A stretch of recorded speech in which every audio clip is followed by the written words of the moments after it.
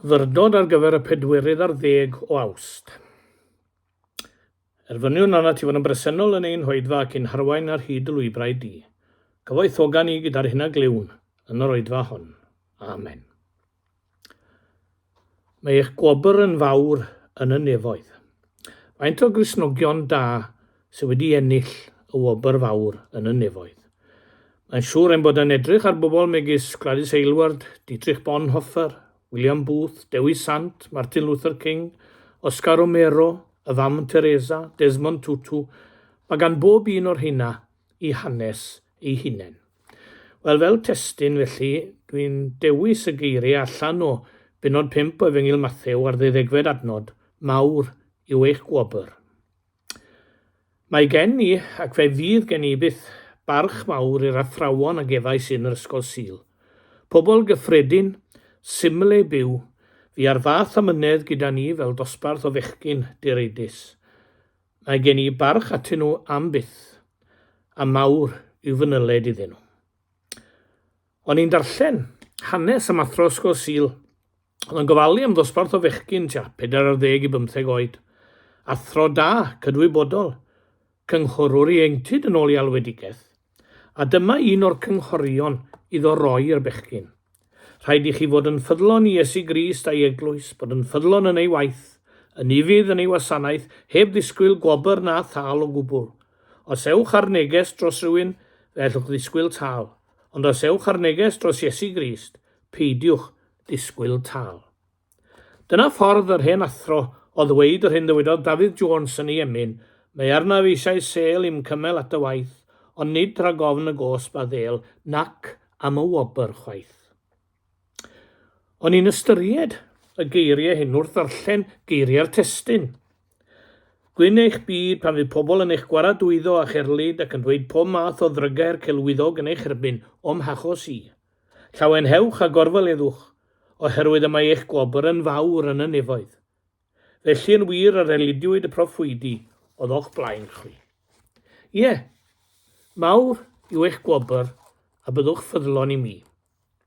Ond mae hyn yn wahanol rydyn ddysgwyd gan yr hen athro ysgol Sul, bod yn ffyddlon i'r Iesu heb ddisgwyl tal o gwbl. Ond yma, mawr yw eich gwobr. Dyma ddarllen ymlaen yn chwilfrydig felly, ac yn y benod nesaf o Efengyl Mathew, dyma ddarllen y geiriau yma. Felly, bydd elusen di yn y dirgel, a bydd y dad sydd yn gweld yn y dirgel yn dywobrwyo.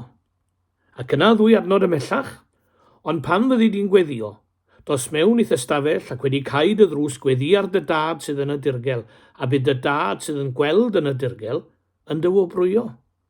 A chyn cyrraedd diwedd y benod dyma adnodau 17 ac 18 o benod 6. Ond pan fyddi di'n ymprydio, eniniad y ben a golch dy wyneb, fel nad pobl a gaiff weld y fod yn ymprydio, ond yn hytrach dy dad sydd yn y dirgel yn dywobrwyo. Dyna 2 gwaith ar wahân i adnod y testyn. 2 gwaith o fewn 4 adnod ar 10, y dywed Iesu Grist yn glir iawn fod Duw yn gwobrwyo y sawl sy'n ffyddlon ac yr idd wasanaeth cywir yn ei enw ef. Fe'n dysgwyd, does dim eisiau sôn am wobr, ac eto, dywed yr Iesu yn bendant droion yma, bydd gwobr. Ond rhaid gwneud 2 beth yn glir yma, ynglyn â pham mae'r Iesu yn sôn am wobr, rhag i ni gamddeall ar y cychwyn. Pan oedd ef yn sôn am wobr, nid sôn am bethau materol yr oedd e. Ceir y syniad hwnnw yn yr Hen Testament mae'n wir. Fod daioni a llwyddiant yn cerdded law yn llaw, enghraifft, bydd dyn da yn byw'n hen a dyn drwg y marw'n ifanc, ie dyna oedd syniad yr hen Hebrewr. Mi allwn ni dystio heddiw, na diw'r ddadl yna'n dal dŵr o gwbl, ond fe geir enghreiffftio hyn drwy'r Hen Testament. Anryddedad y dad a pham, fel yr estynnu'r dyddyddiau ar y ddeiar. Hynny yw, byw'n dda cei wobr, cei fyw'n hen, gwobr faterol. Yn llyfr Job, mae Job yn dioddef, a dyma am resymed ei gyfeillion, rhaid y fod yn ddyn drwg iawn i orfod dioddef fel hyn. Pwy glywed erioed am ddyn da yn gorfod dioddef? Dim. Wel, mae'n siŵr byddai gan bobl megis T. Rowland Hughes a Martin Luther King a'r Iesu ei hunan rhywbeth i'w ddweud am hyn. Mae'r geiriau yn fatgoffa i o nifer o negeseuon digon cas a dieflig mae'r rhai o addolwyr asgell dde America yn rhoi ar wefannau cymdeithasol, lle maen nhw'n poeri casineb a symleiddio dadleuon i ddi a gwyn cwbl anghywir. Yn yr Hen Testament a gyda nhw, mae da yn golygu llwyddiant a gwobr faterol. Nid hyn oedd ym meddwl Iesu Grist pan sonia am wobr i'r un a i fyddhau i'w ddysgeidiaeth ef. Na yn bendant, nid meddwl am wobrau materol yr oedd Iesu Grist, a mae rhaid i ni gofio hynny. Y peth arall i'w gofio yw na ddaw gwobr yr Iesu i'r sawl sy'n disgwyl i chael. Os ydym yn byw y bywyd Cristnogol gan ddisgwyl beunydd am ein gwobr, yna awn ni deimlo ein bod yn gwneud digon i heiddi gwobr. Mae'r sawl sy'n edrych fel yna'r bethau yn edrych ar Dduw fel barnwr. Y paradocs mawr yn y bywyd Cristnogol yw hyn. Y person sy'n disgwyl gwobr ac yn dweud yr heidda wobr, nid yw yn ei chael. Ond y person a rheolir ei weithredoedd gan gariad, ac nad yw'n credu yr heidda ef ddim, mae hwnnw yn cael gwobr. O wrando geiriau'r Iesu yn y testun, rhaid gofyn beth yw gwobrwyon y bywyd Cristnogol. Wel, un o wobrwyon Cristnogol bywyd yw bodlonrwydd. Bodlonrwydd yn yr ystyr o dawelwch, tangnefedd. Salam mewn gwledydd Arabaidd a Mwslemaidd, rhyw heddwch. Allaf yn hawdd feddwl am ddyn materol yn clywed hyn a dweud, allai ddim gwario hwnnw. Dyw e ddim yn wobr iddo ef, ond mae'n wobr i'r Cristion. Mae gwneud yr hyn sy'n iawn yn sicr o roi bodlonrwydd tawel iddyn. Mae bod yn ifydd i Grist, troedio ei ffordd ef, yn dod â bodlonrwydd.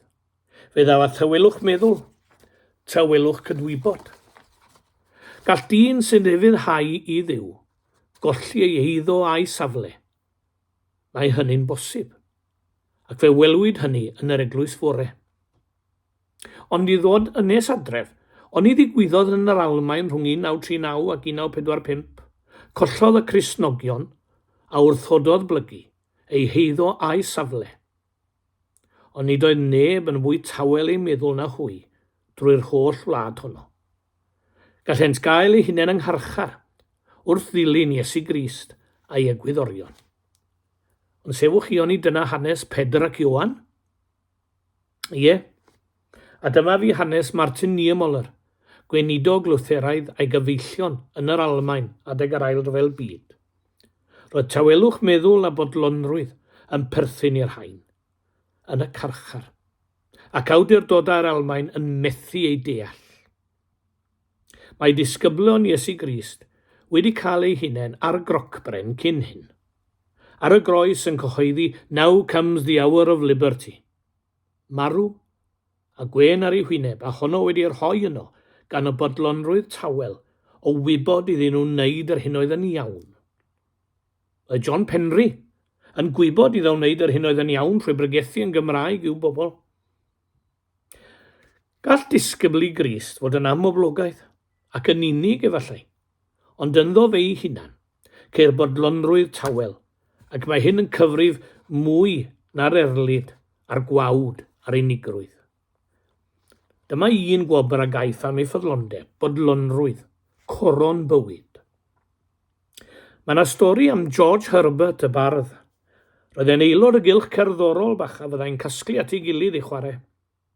Un tro roedd ar ei ffordd tuag atynt, pan welodd hen ŵr a chart ganddo, a'r cart wedi mynd yn styc yn y mwd. Rhoddodd ei offeryn i'r neilltu a gaeth i'w helpu. Roedd y waith caled hir, ac wedi gorffen roedd George Herbert yn fwd i gyd. Wedi cyrraedd y grŵp cerddorol fe eglurodd i'w ffrindiau pam ei fod yn hwyr ac meddai un o'r grŵp, "You have missed all the music." A meddai George Herbert, "Yes, but I will have a song at midnight." Roedd bodlonrwydd mawr wedi dod i'w enaid, am iddo wneud gweithred Grist debyg. Gwobr arall yw ychwaneg o waith. Ychwaneg o waith. Mae chi beth rhyfedd i'w ddweud, ond mae'n ysgrythurol iawn. Chi'n cofio dameg a talentau a'r gwas anfuddiol yn cael ei fwrw allan, ond yr un a weithiodd yn dda gafodd ychwaneg i'w wneud.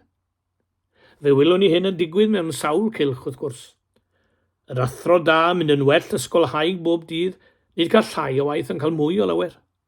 Y plentyn sy'n gerddor da, yn dysgu'n dda ac yn chwarae'r darnau yn rhwydd, gaiff ragor o waith, a darnau anoddach, ychwaneg o waith. Gwobr y byd yn aml yw llai o waith a bywyd esmwythach, ond i'r Cristion mae'n hollol wahanol. Gwobr yr Iesu yw mwy o waith. Ac yn drydydd, cael ei galw yn gyfeillion i Grist, ffrindiau Iesu Grist. Dyna wobr Iesu Grist i'r ffyddlon. Byddwch ymhlith fy ffrindiau. A ymlaen fel hyn yn Ioan 15, nid wy'n mwyach yn eich galw'n weision o blegyd y gwas, ni wyr y beth am ei arglwydd yn ei wneithir, ond miach gelwais chi yn gyfeillion. O be mae hyn yn olygu? Bod yn gyfaill i Iesu Grist. Gellir rhoi eglurhad o'r adnod yma trwy edrych ar siopwr, a ddechreuodd fel gwas y siop. Yr adeg hynny roedd yn dechrau am 9 a gorffen am 6, a dim ond gwerthu, cymoni a cadw cyfrif o'r gwerthiant a wnau. Wyddai e ddim am y busnes, ar rhedeg y busnes. O dipyn i beth fe enillodd y gwas ymddiriedeth ei feistr, a gwelodd hwnnw ei ffyddlondeb iddo, a'i fuddod. Daeth yn gyfaill, a cafodd y gwas ddysgu popeth am y busnes.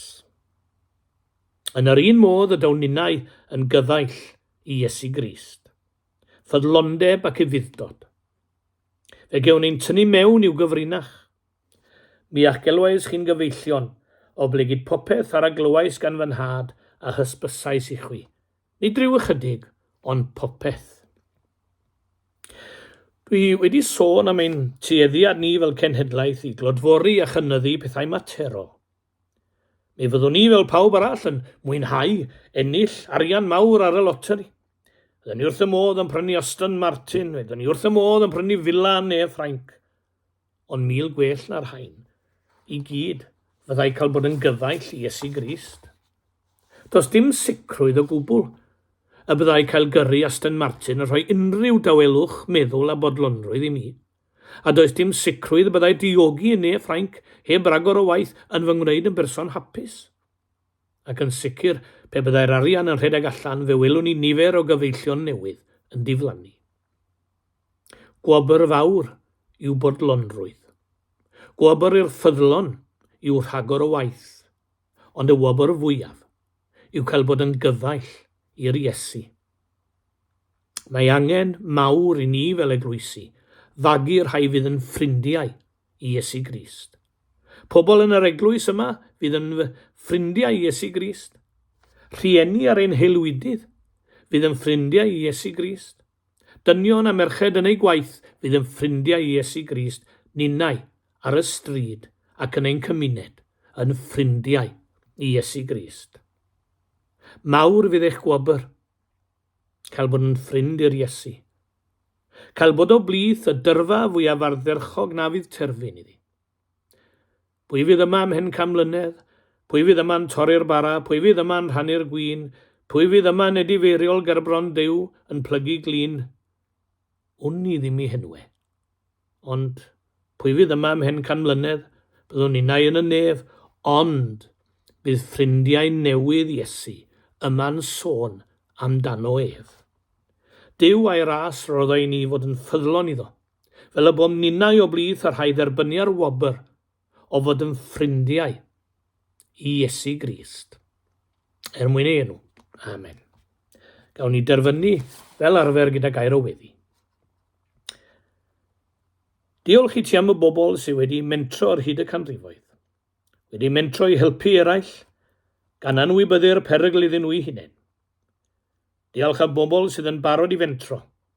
Diolch am bobl sy'n sicr o'i taith. A diolch am bobl sy'n barod i weithredu. Diolch am garedigrwydd y bobl yma. Diolch am bobl sy'n mynd allan o'i ffordd i helpu eraill. Helpa ni fod yn garedig wrth bobl ac anifeiliaid. Cymorth ni fod yn garedig wrth bawb.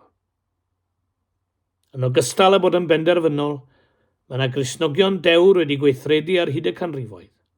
Diolch i ti am y bobl ddewr sy'n barod i sefyll yn gadarn, beth bynnag ddaw yw'r rhan. Maddau ni os byddwn yn colli cyfle i wneud cymwynas ar rhywun arall, yn colli cyfle i helpu rhywun arall. Helpa ni o Dduw i ddefnyddio ein bywyd, i helpu pobl eraill. Clyw ein gweddi, gan ein bod yn gofyn y cyfan, yn unw'r un roddodd ei fywyd trosom, yr arglwydd Iesu Grist. Amen.